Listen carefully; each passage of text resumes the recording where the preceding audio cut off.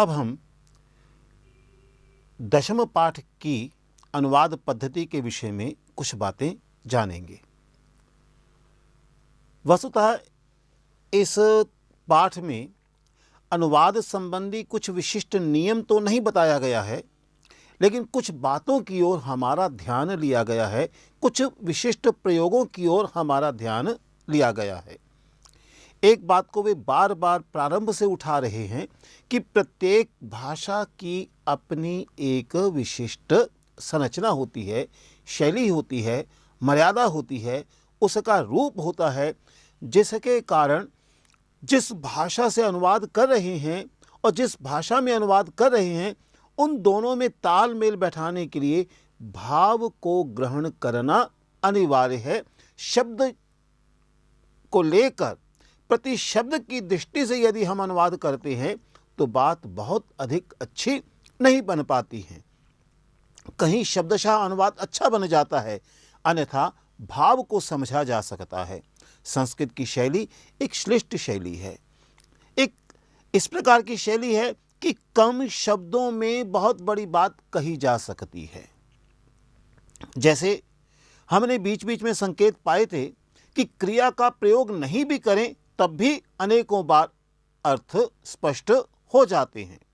हर समय तो ऐसा नहीं होता, लेकिन फिर भी अनेकों बार अर्थ स्पष्ट हो जाते हैं। इसी प्रकार से जब हम अनुवाद संस्कृत में कर रहे हैं तो वह भाषा जो स्रोत भाषा के रूप में है, जिससे हम अनुवाद कर रहे हैं, हम उसके भाव को बदलकर संस्कृत की शैली को अपना सकते हैं। इस प्रकार के कुछ उदाहरण यहाँ दिए जा रहे हैं और फिर हम अभ्यास के माध्यम से अनेक अन्य उदाहरणों को भी कर सकेंगे, देख सकेंगे। लेकिन निरंतर पढ़ना, लिखना, अभ्यास करना अनिवार्य रूप से चलते रहना चाहिए, सतत रहना चाहिए। आइए हम कुछ वाक्य देखते हैं। यहाँ उदाहरण के रूप में 5 वाक्य दिए गए हैं। आप अपनी पुस्तक में देख सकते हैं, 5 वाक्य यहाँ दिए हैं। मैं नहीं जानता, मैं चाहता हूँ, अथवा मेरे लिए आवश्यक है। यानी इस बात को मैं चाहता हूँ को इस रूप में भी ले सकते हैं, मेरे लिए आवश्यक है। अब इसके स्थान पर मैं यदि मेरे लिए आवश्यक है इसका अनुवाद कर दूं, अधिक सुंदर लगेगा। मैं चाहता हूँ यहाँ भी अनुवाद हो सकता है, लेकिन यहाँ उन्होंने एक विकल्प दिया है कि यह रूप भी ले सकते हैं। मुझे सिर दर्द है अथवा हो रहा है।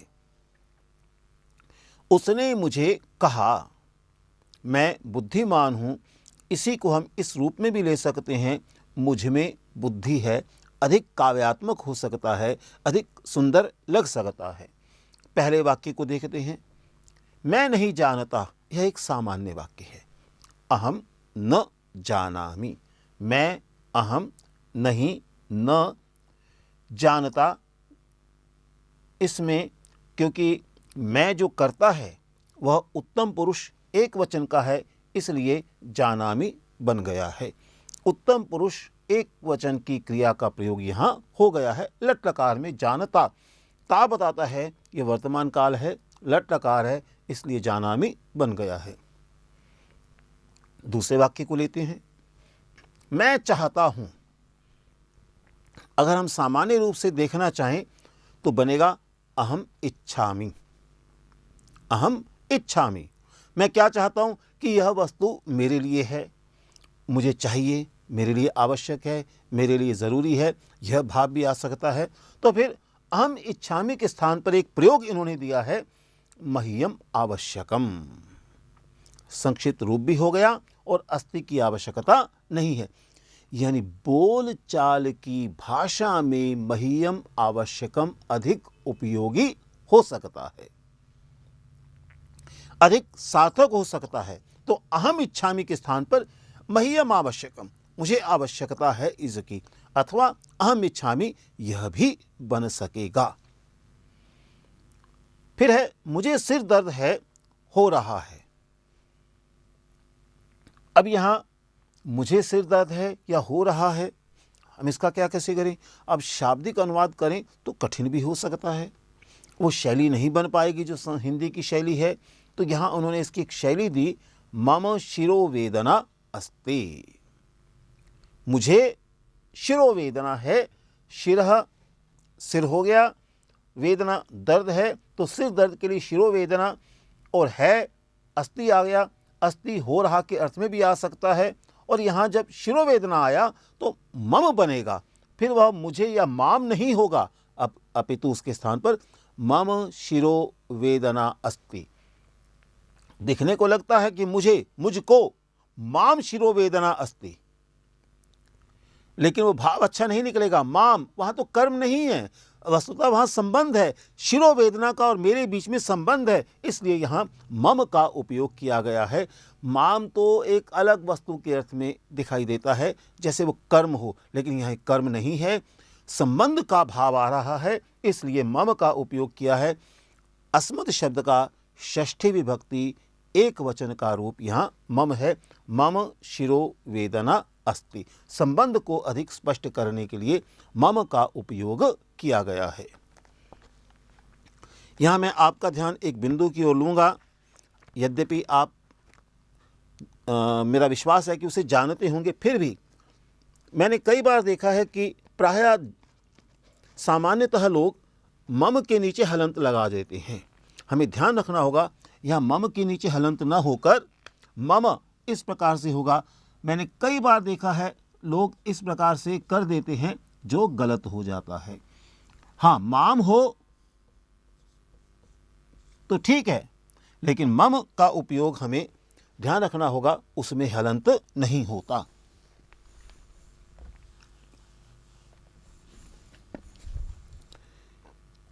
फिर उसने मुझे कहा, उसने सह अथवा सा कौन है कहने वाला, पुल्लिंग स्त्रीलिंग कुछ भी हो सकता है। उसने मुझे कहा, सह सा, मुझे कर्म है, माम अवदत, यहाँ यह कर्म के रूप में प्रयुक्त हुआ है, और क्योंकि बाद में अ आ रहा है इसलिए म लिखा है। व्यंजन आए तो हम अनुस्वार भी लगा सकते हैं। मैं बुद्धिमान हूँ, हो सकता है अहम बुद्धिमान अस्मि, लेकिन इसमें कहीं और भी सुंदर भाव लाना है तो उसके स्थान पर हम यह भी हो सकता है, मुझ में बुद्धि है, क्योंकि बुद्धि अंतःस्थित है। मैं बुद्धिमान हूँ, थोड़ा सा ऐसा लगता है कि अलगाव है, वाक्य की दृष्टि से, शब्द की दृष्टि से ठीक है, अहम बुद्धिमान अस्मि, लेकिन कहीं वह भाव गर्व का भी आ जाता है। लेकिन यहाँ एक सामान्य बात है कि मुझ में बुद्धि है, तो बहुत सुंदर किया है, मुझ में। अस्मद शब्द का सातवीं विभक्ति एक वचन में प्रयोग बनता है मुझ में, तो मयि बुद्धि ही अस्ति, मुझ में बुद्धि है। इस प्रकार से यदि हम करते हैं तो हम अनुमान लगा सकते हैं, वाक्यों के भाव को स्पष्ट करने के लिए हम अलग शैली ले सकते हैं। यहाँ यह संस्कृत की शैली हमारे समक्ष आती है, हिंदी की शैली यह इस प्रकार से दिखाई देती है, तो हम भाषा की शैली की दृष्टि से हम थोड़ा सा भेद कर सकते हैं। तो यह जो है 5 वाक्य दिए गए हैं, इन 5 वाक्यों में एक तो अस्मद शब्द के विभिन्न रूपों से भी सिखाया गया है कि अहम, मह्यम, मम, माम, मयि, कि हम इस प्रकार से अस्मद के अनेक रूप या मैं के भाव में अनेक रूप आ सकते हैं, और वाक्य के भाव की दृष्टि से उनका उपयोग किया जा सकता है। इस बात की ओर ध्यान लेने के लिए इस प्रकार के वाक्यों का चयन किया गया है। अब हम इसके बाद और कुछ 6 वाक्य दिए गए हैं लगभग, उन वाक्यों को देखेंगे, उन्हें समझेंगे, और फिर अभ्यास में दिए गए 7 वाक्यों को हम देखेंगे। मैं उसका भाव समझाऊंगा कैसे किया जा सकता है, और फिर हमारा यह अनुवाद पद्धति का जो कार्यक्रम है इसी पाठ में समाप्त होगा, क्योंकि एकादश और द्वादश पाठ में क्रिया रूपों और प्रश्न पत्रों की बात की गई है। इसी क्रम में जो आगे के 6 वाक्य दिए गए हैं उनमें भी एक विशिष्ट बिंदु की ओर आपका ध्यान लिया गया है, और वह बिंदु है साधन से संबद्ध, यानी करण कारक के अर्थ में, जिसमें हम तृतीया विभक्ति का प्रयोग करते हैं। हिंदी में वाक्य बनाते समय विभिन्न प्रकार के कारक चिन्हों का उपयोग किया जा सकता है, परंतु संस्कृत की शैली में अनेकों बार भिन्न कारक चिन्ह होने पर भी विशेषतः साधन को ध्यान में रखते हुए वहाँ हम करण कारक का उपयोग करते हैं। कुछ उदाहरण यहाँ देखेंगे। यहाँ देखिए, मैं साइकिल से आया। अब यहाँ साइकिल से आया, यहाँ तो एक स्पष्ट है कि यहाँ साइकिल साधन के रूप में है। बस से आया, यह भी साधन के रूप में है। संस्कृत में अनुवाद कीजिए। अब यहाँ देखने को में लग रहा है तो संस्कृत हो सकता है, लेकिन अधिक उपयोगी होगा, यानी संस्कृत अनुवाद का साधन है, तो यहाँ तृतीया विभक्ति लगाएंगे, करण कारक लगाएंगे तो बात और अच्छी तरह से निकल कर आएगी। संस्कृत में बोलिए, ठीक इसी प्रकार से मैं आया है, लेकिन यहाँ भी हम संस्कृत जो है साधन के रूप में है। हमारे बोलने का साधन करण कारक संस्कृत हो, उसमें जो वो भाव है करण कारक का, वो अधिक अच्छा उभर कर आ सकता है। उसने पेन 10 रुपये में खरीदे, ठीक इसी तरह से यहाँ भी में दिखाई देता है, लेकिन यहाँ भी धन को, रुपए को, जितने भी हैं उसे साधन के रूप में ले सकते हैं, क्योंकि पेन का जो मूल्य है, जिसके माध्यम से जो ले रहे हैं, वो 10 रुपये है, तो इसे साधन के रूप में लिया जा सकता है। ठीक इसी तरह से 3 रुपये में। इन बिंदुओं की ओर ध्यान देने के लिए इन 6 उदाहरणों को लिया गया है। एक और बिंदु है, वह इन दोनों से जुड़ा हुआ है। कतवतु और तथा प्रत्यय के प्रयोग से जुड़ा हुआ है। इन दोनों का उपयोग हम भूतकाल के अर्थ में करते हैं।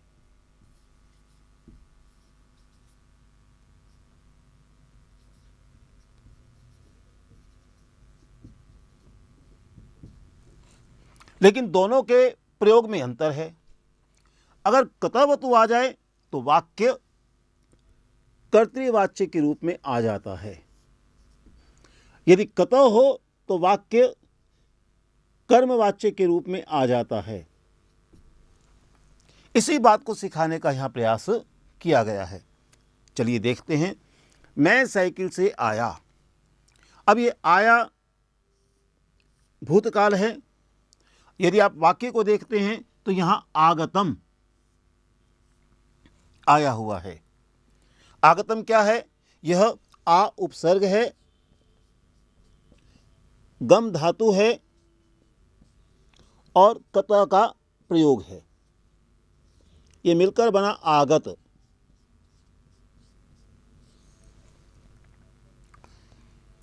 क्योंकि कता प्रयोग है इसलिए कर्मवाच्य बनेगा। यदि कर्मवाच्य बनेगा, हम पढ़ चुके हैं पिछले पाठ में कि जब कर्मवाच्य बनेगा तो कर्ता तृतीया में, कर्म प्रथमा में, फिर क्रिया कर्म के अनुसार यानी प्रथमा विभक्ति के रूप में। लेकिन एक समस्या आ सकती है, अगर कर्म नहीं हो तब क्या करें हम? तो फिर और भी आसान हो जाता है।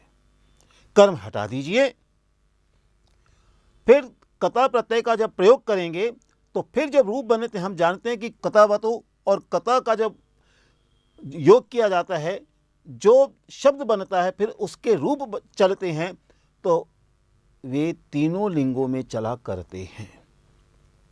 पुल्लिंग में भी, स्त्रीलिंग में भी, नपुंसक लिंग में भी।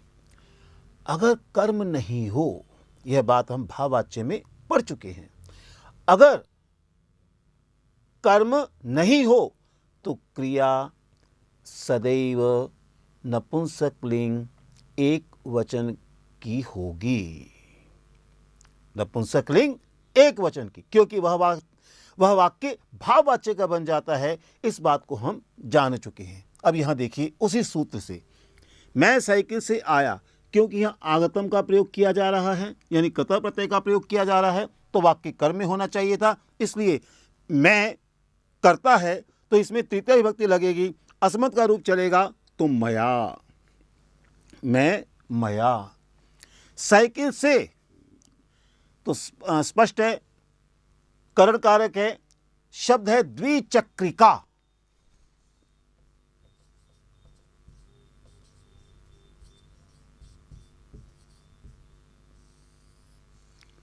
दो चक्र हैं जिसके, इस रूप में उसे लिया गया है, तो द्विचक्रिका साइकिल। अब यहां आकारांत है, लता की तरह रूप चलेंगे तो लतया द्विचक्रिकया, तृतीया विभक्ति एक वचन में। मया द्विचक्रिकया, अब क्योंकि इसमें कर्म नहीं है इसलिए नपुंसक लिंग एक वचन की ही क्रिया बन गई, आगतम यहां बन गया। मया द्विचक्रिकया आगतम। द्वितीय वाक्य है वह बस से आया। बस से, वह सह बस से, बस के लिए शब्द हम प्रयोग में लाते हैं लोकयान। हम बस वाहनम भी कर सकते हैं, बस वाहनेन, ऐसा भी हो सकता है, लेकिन प्रसिद्ध शब्द है संस्कृत में लोकयानम। तो सह लोकयानेन आया आगतवान। यहां देखिए, क्योंकि यहां कतवतु आ गया, आगतवान, इसलिए जब कतवतु हो तो कर्तृवाच्य, कर्तृवाच्य होगा तो कर्ता प्रथमा में, कर्म द्वितीया में, और क्रिया अर्थात आगतवान वो कर्म के अनुसार चलेगी, लेकिन यहाँ वो नहीं है, कर्म है ही नहीं, तो फिर सामान्य वाक्य बन गया। जो भी कर्ता है और कर्ता और क्रिया के बीच में संबंध होगा कर्तृवाच्य में, क्योंकि वाच्य क्रिया और कर्ता, कर्तृवाच्य क्रिया कर्ता के अनुसार। तो वह सह बस से लोकयानेन आया आगतवान, क्योंकि यह पुल्लिंग है, यह एक वचन का है, तो इसलिए पुल्लिंग एक वचन बन गया आगतवान। क्रिया है तो प्रथमा विभक्ति होगी ही। मान लिया जाए यहां सा हो जाता तो यहां क्या बन जाता, सा होता तो यह स्त्रीलिंग हो जाता, स्त्रीलिंग होता तो आगतवती बन जाता, यहां तत् होता तो आगतवत बन जाता। मान लिया जाए यहां ते होता तो ते लोकयानेन आगतवन्तः बहुवचन हो जाता, क्योंकि यह बहुवचन है। यदि यहां अहम होता, अहम लोकयानेन आगतवान, तब भी आगतवान होता, क्योंकि यहां जब कर्तवतु क्रिया के रूप में आता है तो पुरुष का भेद नहीं रहता है, तो केवल वचन देखा जाएगा, प्रथमा विभक्ति देखी जाएगी। तो अहम लोकयानेन आगतवान, मान लिया जाए तुम लोकयान से आए तो त्वम लोकयानेन आगतवान, तुम सब लोकयान से आए, भवन्तः अथवा यूयम लोकयानेन आगतवन्तः, हम सब लोकयान से आए तो वयम लोकयानेन आगतवन्तः। अतः यहां का वचन देखकर इसका वचन होगा, पुरुष में अंतर नहीं पड़ेगा, प्रथमा विभक्ति ही रहेगी। इस बात को मैंने अनेक उदाहरणों से स्पष्ट करने का प्रयास किया है। आगे आते हैं, संस्कृत में अनुवाद कीजिए। वाह कितनी अच्छी बात है, संस्कृत में अनुवाद कीजिए, अनुवाद कीजिए। इस पूरे को हम क्रिया के रूप में ले सकते हैं, जैसे यहां किया है अनुवदत, अनुवदत, अनुवाद कीजिए, तो पूरा भाव इसमें आ गया है। इसलिए कोई बहुत अधिक चिंतित होने की आवश्यकता नहीं है कि यह भी हो सकता है अनुवादम कुरुत, वह भी बन सकता है, लेकिन अनुवदत में वह भाव आ जाएगा। फिर है संस्कृत में। अब मैंने बताया था, आपको स्पष्ट किया था, संकेत दिया था, चाहे यहाँ में दिखाई देता है लेकिन अनुवाद करने का साधन संस्कृत है, तो इसलिए संस्कृतेन अनुवदत यह अच्छा शिष्ट प्रयोग माना जाएगा। संस्कृतेन अनुवदत, अनुवाद कीजिए, संस्कृत में बोलिए, संस्कृत में बोलिए। तो बोलिए के लिए वदत बन सकता है, लेकिन यहां थोड़ा सा इसे और भिन्न करने के लिए संभाषण कर दिया है, क्योंकि संस्कृत भारती संभाषण शिविर भी लगाती है और हम चाहते हैं कि संभाषण लोग करें। यहाँ है संस्कृत में बोलिए से क्या भाव है? संस्कृत में संभाषण कीजिए, इसलिए संभाषणम कुरुत।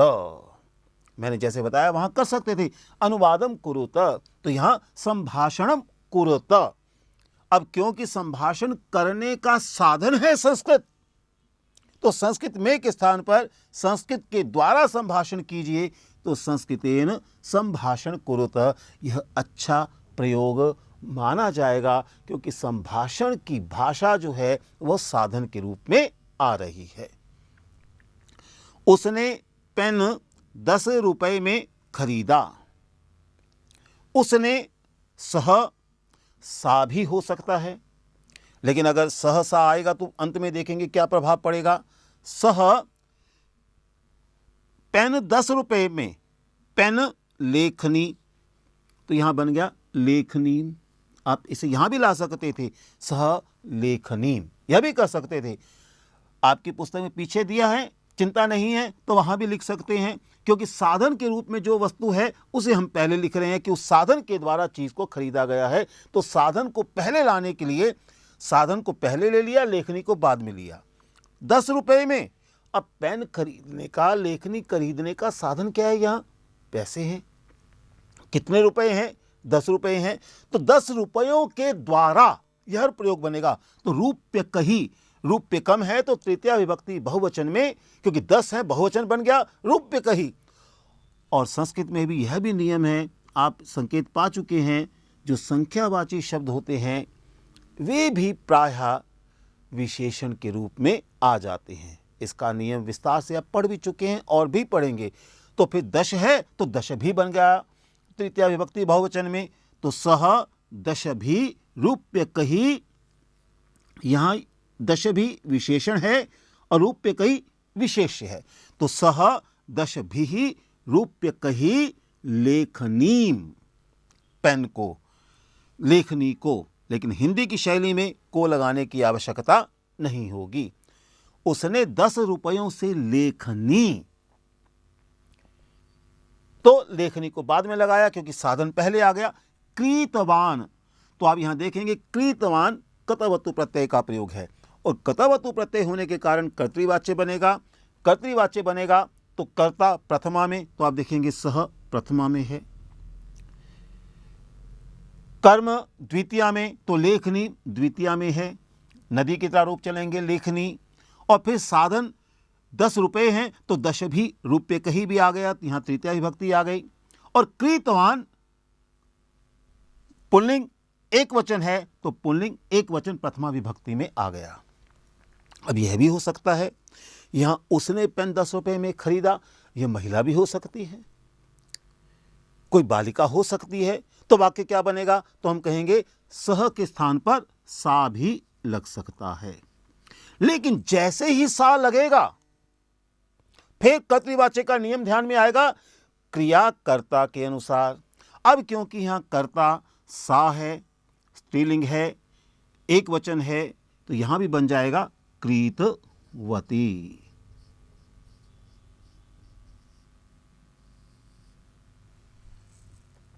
क्रीतवती, स्त्रीलिंग आने पर यह क्रीतवती बन जाएगा। अब सह के स्थान पर होता अहम, तो बनेगा अहम दश भी रूप्य कही लेखनी क्रीतवान। तुम, त्वम दश भी रूप्य कही लेखनी क्रीतवान। हाँ, कोई बालिका कहती है सा दश भी रूप्य कही लेखनी क्रीतवती, जैसे कहा। अगर कोई बालिका कहती कि मैंने किया, तो कहेंगे अहम दश भी रूप्य कही लेखनी क्रीतवती। तब क्रीतवती बताएगा बोलने वाली बालिका है, महिला है। मैं किसी महिला को कह रहा हूं कि तुमने 10 रुपए का पेन खरीदा, तो त्वम दश भी रूप्य कही लेखनी क्रीतवती। तो क्रीतवती देखकर लगेगा जिसे मैं कह रहा हूं वह महिला है। इसी प्रकार से बहुवचन में आएगा ते दश भी रूप्य कही लेखनी क्रीतवन्तः। अगर महिलाएं हो जाएं, ताहा दश भी रूप्य कही लेखनी क्रीतवत्यः। हम हो वयम दश भी रूप्य कही लेखनी क्रीतवन्तः। अगर महिलाएं हो हम के अर्थ में, वयम दशभिः रूप्यकैः लेखनीं कृतवत्यः। तो पुरुष का प्रभाव क्रिया पर नहीं पड़ रहा, हाँ वचन का प्रभाव पड़ेगा, लिंग का प्रभाव पड़ेगा, और विभक्ति तो सदैव प्रथमा विभक्ति में होगी, क्योंकि वहाँ कर्ता प्रथमा में आ रहा है और क्रिया कर्ता के अनुसार चलेगी। तो इसलिए अगर कर्ता प्रथमा में है तो क्रिया भी प्रथम पुरुष के होते हुए भी प्रथमा विभक्ति में ही आ जाएगी, वहाँ पुरुष का प्रभाव उस पर नहीं पड़ेगा। फिर इसी प्रकार से दुकानदार ने इसे 3 रुपए में बेचा। दुकानदार आपणी कहा। यहां देखिए बेचे के लिए विक्रीतवान आया हुआ है। यह वान बताता है यह कतवतु प्रत्यय का प्रयोग है। कतवतु प्रयोग का अर्थ है यह कर्तृवाच्य का वाक्य है। कर्तृवाच्य का अर्थ है कर्ता प्रथमा में है, इसलिए आपणी कहा। 3 रुपए में, तो फिर ये रुपए आ गए, पैसे आए, वो साधन बनेगा। अगर साधन बनेगा तो त्रिभिः रूप्यकैः, तृतीया विभक्ति बहुवचन बन गया। और विक्रीतवान बेचा, अगर यहां सह होता तब भी विक्रीतवान, हाँ यहां सा हो जाता विक्रीतवती। इस प्रकार से हम देखेंगे कि संस्कृत में जब हम वाक्यों का प्रयोग करने लगते हैं, वाक्यों का निर्माण करने लगते हैं, हिंदी से संस्कृत करने लगते हैं या संस्कृत से हिंदी करने लगते हैं, तो संस्कृत की शैली को अपनाना अनिवार्य है। उसी प्रकार से हिंदी की शैली को भी अपनाना अनिवार्य होगा। भाषा साधन के रूप में आती है, इसलिए तृतीया विभक्ति का प्रयोग करते हैं। उसी तरह से धन आदि भी जब खरीदने की बात होती है, साधन के रूप में कार्य करती है, तो हम उसे फिर साधन के रूप में तृतीया विभक्ति में लेकर आते हैं। ठीक इसी प्रकार से कर्तृवाच्य यदि है तो हमें कर्तृवाच्य के नियमों का अनुपालन करना पड़ता है। यदि कृदंतों का उपयोग हो तो फिर हमें प्रथमा विभक्ति को क्रिया के रूप में देखते हुए कर्ता के वचन और लिंग की ओर ध्यान देना होगा। इस प्रकार से इन वाक्यों के अभ्यास के द्वारा हमने कुछ बातों को जाना। अब हम इस पाठ के अभ्यास में कुछ वाक्य दिए गए हैं, उनकी ओर आपका ध्यान लेते हुए थोड़ा संकेत देंगे और शेष बातें आप स्वयं करके देखेंगे और उत्तरों को मिलाएंगे। इसलिए हम आपको संकेत दे रहे हैं कि उसके भी कई रूप हो सकते हैं, लेकिन जो पुस्तक में जो उत्तर दिए गए हैं वे उत्तर क्यों ऐसे दिए गए हैं, मैं चाहता हूं कि आप उन बिंदुओं से स्पष्ट हो सकें, इसलिए थोड़ा उसी प्रकार का संकेत देने का प्रयास किया जाएगा। अब हम 10वें पाठ के अभ्यास को अनुवाद पद्धति से के संदर्भ में अभ्यास को देखेंगे। मैंने यहाँ अभ्यास के वाक्यों को भी हिंदी में लिखा है, क्योंकि हम हिंदी के माध्यम से कर रहे हैं, और मैंने उसके संस्कृत के उन वाक्यों को लिखा है जो आपकी उत्तर तालिका में दिए गए हैं। उसके पीछे एक कारण है, ये उत्तर क्यों आए हैं आप इन्हें समझ सकें। उत्तर तो लिखे जा सकते हैं, प्रयास किया जा सकता है, अभ्यास से हम बहुत सी चीजें जान भी जाते हैं, लेकिन आखिर ये उत्तर क्यों आए हैं, क्योंकि कहीं कहीं विकल्पात्मक उत्तर भी हो सकते हैं। वही उत्तर क्यों दिया है, उसके पीछे क्या कारण हो सकता है, कुछ संकेत उसका भी मिल सकता है, और जहां विकल्पात्मक है उनकी बात भी मैं आपके समक्ष रखूंगा। पहला वाक्य है, मैं इस विषय को बिल्कुल नहीं जानता। यदि मैं सामान्य दृष्टि से चलूं तो यह बनेगा अहम इस विषय को क्योंकि द्वितीय विभक्ति में आएगा, कर्म कारक है, तो विषय को विषयम, पुल्लिंग है, विषयः विषयौ विषयः विषयम, और क्योंकि इस आया है तो इसका विशेषण बन जाएगा। हमने पहले अनुवाद पद्धति के अंतर्गत एक पाठ में पढ़ा था सार्वनामिक विशेषण के बारे में, तो यह सार्वनामिक विशेषण बन जाएगा। तो एतम विषयम हम यह भी कह सकते हैं, इमम विषयम हम यह भी कह सकते हैं, इदम के रूप चलते हैं, वह भी एक सर्वनाम है। तो अहम इमम विषयम बिल्कुल नहीं जानता, अब बिल्कुल के लिए क्या करें हम? तो बिल्कुल यहां निश्चितता का भाव देता है, एव का हम प्रयोग कर सकते हैं। नैव न एव जानामि, अहम इमं विषयम नैव जानामि, यह भी हो सकता है। लेकिन यहां एषः विषयः मया न ज्ञाता एव, यह उत्तर आया है। और मैंने संकेत दिया था, मैं अभ्यास के वाक्यों को इसलिए ले रहा हूं जो वह उत्तर दिए गए हैं आप समझें आखिर यह उत्तर क्यों दिया गया है। सामान्य क्या बनेगा वह आपको बता दिया, लेकिन जब हमारे अभ्यास की उत्तर तालिका में यह आया एषः विषयः मया न ज्ञातः एव, तो उसका कारण था यह कतः का प्रयोग किया गया है। हम देखें, अगर हम इस वाक्य को कतः के प्रयोग के माध्यम से करें और थोड़ा वाक्य के भाव को देखें, बार बार इस बात की ओर आपका ध्यान लाया गया है कि हम जब अनुवाद किया करते हैं तो शाब्दिक अथवा अक्षरशः अनुवाद करने के स्थान पर हम भाव को लिया करते हैं। तो बात यही थी कि यह विषय मेरे द्वारा नहीं जाना गया, इस बात को लाना चाहते थे। अहम इमं विषयम नैव जानामि सामान्य वाक्य है, लेकिन थोड़ा इसे अधिक सुंदर बना दें, कर्मवाच्य की ओर चले जाएं, तो बात कुछ और भाव की दृष्टि में बहुत स्पष्ट हो जाती है। इसलिए यहां कतः प्रत्यय का प्रयोग हुआ है, ज्ञातः।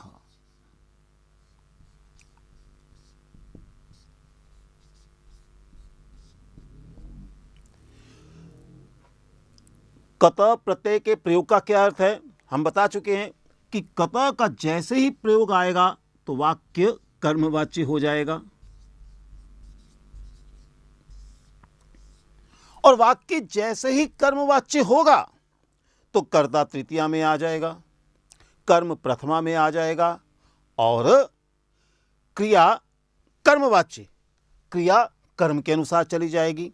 यानी जो लिंग जो वचन कर्म का होगा वही लिंग वही वचन क्रिया का भी हो जाएगा।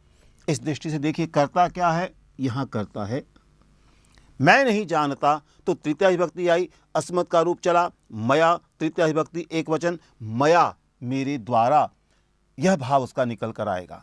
कर्म है विषय को, तो फिर प्रथमा लगी विषय, और यहां था इस विषय को, यह सार्वनामिक विशेषण बना, ये पुल्लिंग था एक वचन है, यह भी पुल्लिंग हो गया एक वचन हो गया, तो उसका बन गया एतत् के रूप चले एषः, एषः विषयः, तो प्रथमा विभक्ति तो लगी ही एक वचन यहां आ गया। तो एषा एषः विषयः, मया एषः विषयः, अथवा एषः विषयः मया। बिल्कुल नहीं जानता, मैंने कहा था कि बिल्कुल के लिए हम एव का प्रयोग कर सकते हैं, और यहां एव भी आया हुआ है। नहीं जानता न आ गया, अब ज्या धातु थी, कतः प्रत्यय लगा। अब क्योंकि इसे कर्म के अनुसार चलना है, कर्म यहाँ एषा विषय है, पुल्लिंग है, एक वचन है, इसलिए यहाँ बन गया ज्ञातः। मया एषः विषयः मया न ज्ञातः एव, यह अनुवाद भी हो सकता है।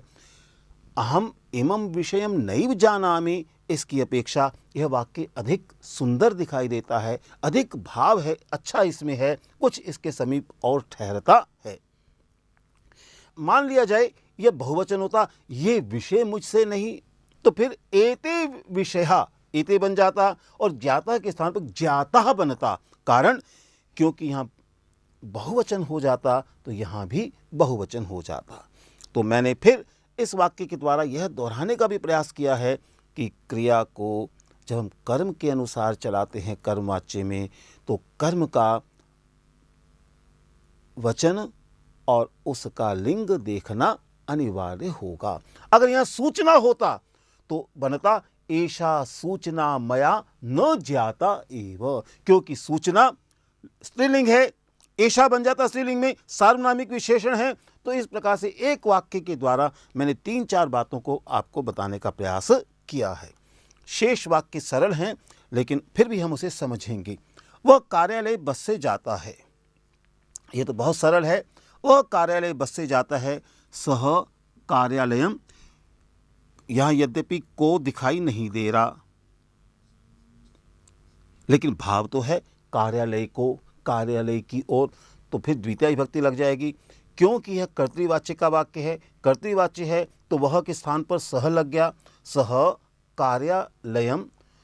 बस से मैं बता चुका हूँ, बस के लिए हम लोकयान शब्द का प्रयोग करते हैं। बस वाहनम भी हो सकता है, बस वाहनेन, लेकिन यहाँ किया लोकयानेन गच्छति। मान लिया जाए यह वाक्य होता वह कार्यालय बस से जाती है।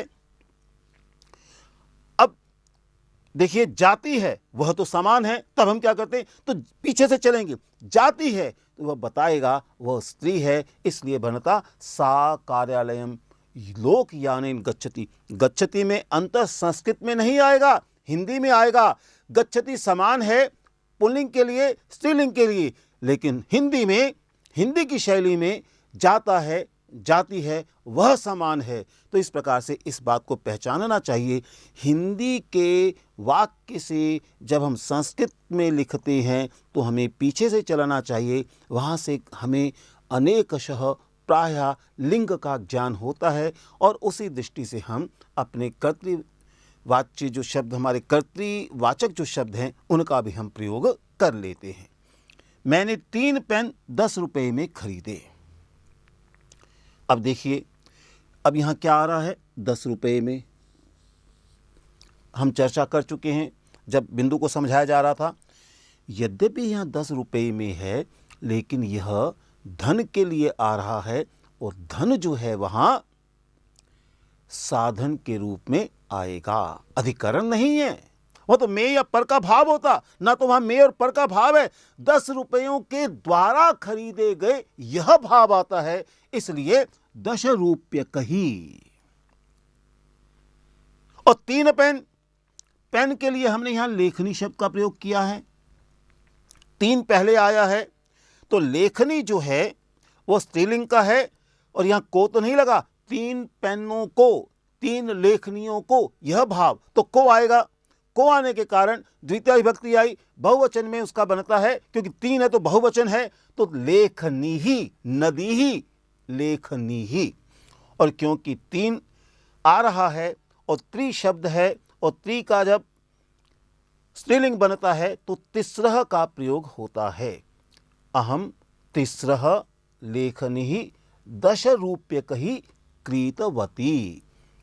ये क्रीतवती बता रहा है कि कहने वाली महिला है। अगर ये क्रीतवान होता तो पुरुष होता, सह होता तब भी यह क्रीतवान होता। अगर यहां सा होता तो फिर भी क्रीतवती होता। तो क्रीतवती बता रहा है कि यहां कहने वाली बालिका है, महिला है। अहम तिस्रह लेखनी ही 10 रुपये कही क्रीतवती। यहां एक बात और देखिएगा, ये 10 रुपये कही को मैंने यहां लाया हूं, क्रम में तो यहीं आएगा, लेकिन हम बात कर चुके हैं, हम संस्कृत की शैली में साधन को पहले रखने का प्रयास करते हैं। तो ये 10 रुपये का ये साधन है, तो यहाँ यदि आए तो अधिक संस्कृत की शैली के हम समीप होंगे। अन्यथा शाब्दिक अनुवाद की दृष्टि से यह ठीक है कि अहम तिस्रह लेखनी 10 रुपये कई क्रीतवती, लेकिन संस्कृत की शैली में साधन को पहले लाएंगे। स्वाभाविक है, जो कार्य किया जा रहा है साधन पहले होगा तभी तो कार्य होगा। तो 10 रुपये कही को पहले लाना संस्कृत की शैली के अनुकूल होगा। संस्कृत में बातचीत करना बहुत आसान है। अब यहां देखिए, यहां लिखा हमने संस्कृतेन संभाषणम बहुसुलभम। फिर वही बात आई, दिखने को तो में लग रहा है, लेकिन यह में नहीं हो सकता है, अधिकरण नहीं हो सकता है, क्योंकि संस्कृत यहाँ बातचीत करने का साधन है। साधन होने के नाते अधिकरण ना लगाकर हम के द्वारा के अर्थ में लाएंगे संस्कृतेन। फिर है संभाषणम, वार्तालाप भी कर सकते हैं। तो संस्कृतेन संभाषणम बहुत आसान है, बहुत बहु आसान, सुलभम, सरलम, यह भी हम कर सकते हैं। लेकिन यहाँ अगर वार्तालाप होता तो सुलभ बन जाता, सरल बन जाता, लेकिन यहाँ संभाषण में है, यह नपुंसक लिंग में है, इसलिए सुलभम उसका विशेषण है। तो संभाषणम नपुंसकलिंग एक वचन की दृष्टि से सुलभम उसका विशेषण है, तो वह भी नपुंसकलिंग एक वचन का बन जाएगा। है के लिए यदि हम है के लिए अस्ति नहीं लगाएंगे तब भी चलेगा, हम लगा भी सकते हैं संस्कृतेन संभाषणम बहु सुलभम अस्ति, लेकिन अगर हम नहीं लगाएं तब भी चलेगा, संस्कृतेन संभाषणम बहु सुलभम, अपने आप है का भाव इसमें आ जाएगा। फिर अग्रिम वाक्य है, आपने मुझे कल यह नहीं बताया। यहां बताने के लिए उक्तवान का प्रयोग किया गया है, तो वच धातु है, उसके साथ कतवतु का प्रयोग किया गया। स्वाभाविक है, इसका उ हटा, क हटा, तवत बचा, तो वच के साथ व का उ हो जाता है, यह नियम है एक। व का उ हो गया, च का क बन गया संधि के कारण, और तवत लग गया उक्तवत। फिर क्योंकि यहाँ भवान है, पुल्लिंग के रूप में है, इसलिए उक्तवान बन गया। एतत्, आपने मुझे कल यह नहीं बताया, यह के लिए एतत् लाया गया है। कुछ अगर स्पष्ट तो नहीं है कि क्या है यहाँ, तो जब कुछ स्पष्ट नहीं हो तो वस्तुवादी को फिर हम नपुंसकलिंग में ले लेते हैं। तो एतत् भवान, आपने कल, अब कल कौन सा है मेरे भाई? यह आने वाला भी हो सकता है, गया हुआ भी हो सकता है, क्योंकि बताया बताता है यहाँ, यह कल की बात है, बीते हुए कल की बात है, और जब बीता हुआ कल है तो उसके स्थान पर हय आता है, ये हम देख चुके हैं, ये अव्यय के रूप में है। तो एतत् भवान हयः, मुझे यानी मुझको, माम न उक्तवान, नहीं बताया। वहाँ अवदत् भी कर सकते थे, एतत् भवान हयः माम न अवदत्, यह भी हो सकता था। और भी शैलियाँ हो सकती हैं, कर्मवाच्य में भी आ सकता है, कत प्रत्यय का प्रयोग कर दें, उक्त का प्रयोग कर दें, तो फिर ये कर्मवाच्य बन जाएगा। कई शैलियाँ हैं। यह वाक्य इस प्रकार से क्यों दिया है, यह बात हमने जानने की कोशिश की है। अब है, बस से यात्रा करना सस्ता है। यहाँ वाक्य को एक अलग ढंग से लिखने का प्रयास किया गया है। लोकयानेन गच्छति चेत व्ययः न्यूनः भवति। सुंदर वाक्य है, बड़ा ही काव्यात्मक है।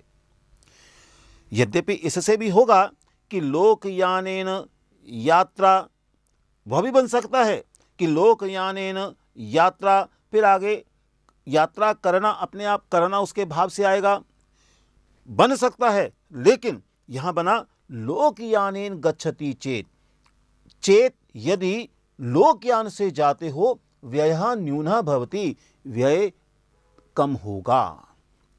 व्ययः न्यूनः, यह विशेष है, न्यूनः विशेषण है, यह पुल्लिंग एक वचन में है, यह भी पुल्लिंग एक वचन में है, यह प्रथमा विभक्ति हुई, यह भी प्रथमा विभक्ति है। भवति होता है के अर्थ में आ गया है। तो इस वाक्य को क्यों ऐसा लिखा, चेत के प्रयोग को सिखाने का प्रयास किया गया है कि यदि हम चेत लगा दें तब भी वाक्य बन सकता है। चेत यदि के अर्थ में आता है।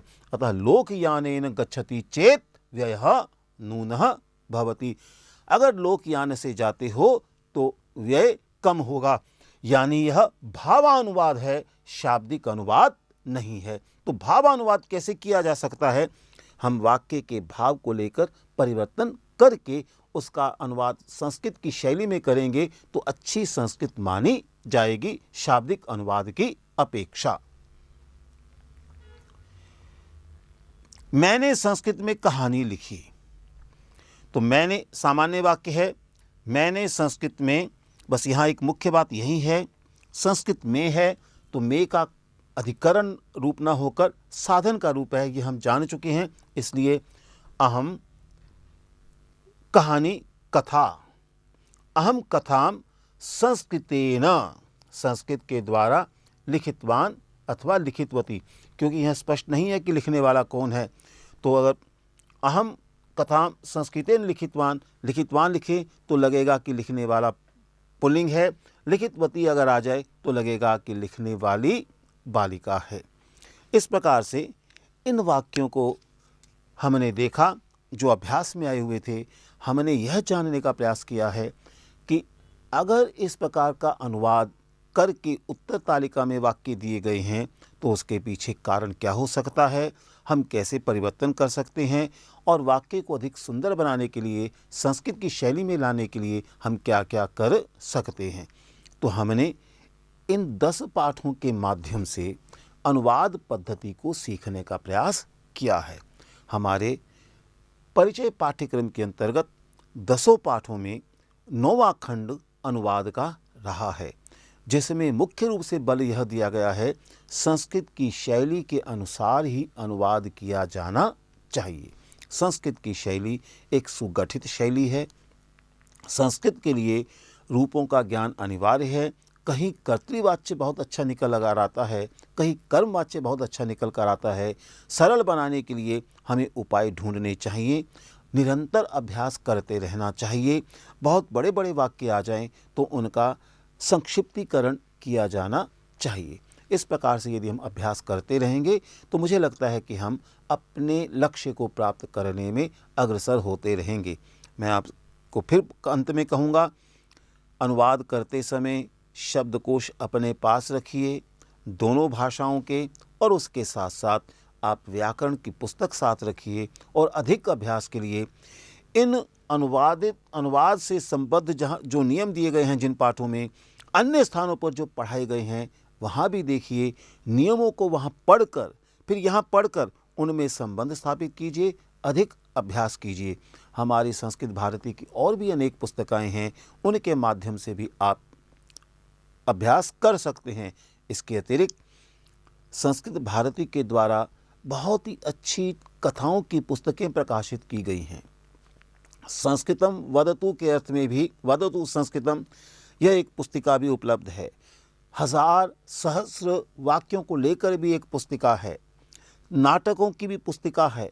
इन पुस्तकों के वाक्यों को यदि आप पढ़ते हैं तो सरल संस्कृत लिखने का अभ्यास होगा, संस्कृत की शैली का अभ्यास होगा, रूपों का अभ्यास होगा, और हम शनै शनै संस्कृत संभाषण प्रारंभ कर देंगे।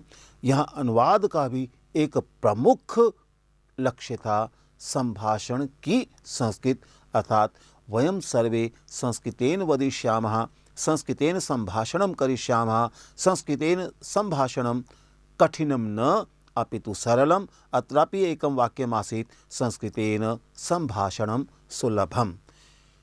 आप अपने कार्य में अग्रसर रहें, लक्ष्य को प्राप्त कर सकें और संस्कृत सीखने के माध्यम से संस्कृत में लिखकर भारतीय संस्कृति का प्रचार कर सकें, यही हमारी कामना है। धन्यवाद।